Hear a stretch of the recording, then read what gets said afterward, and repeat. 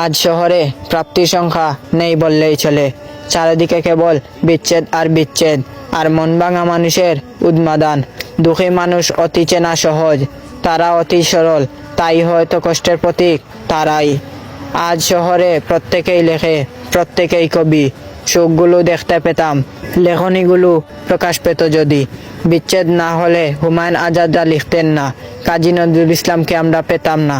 তাই আজ মনে হয় বিচ্ছেদ জিনিসটা ব্যক্তি জীবনের অবিচ্ছেদ অংশ। এটি মানুষকে অনেক কিছুই শেখায়, যদিও ক্ষণিকের জন্য জীবনটা ধ্বংস করে দেয়।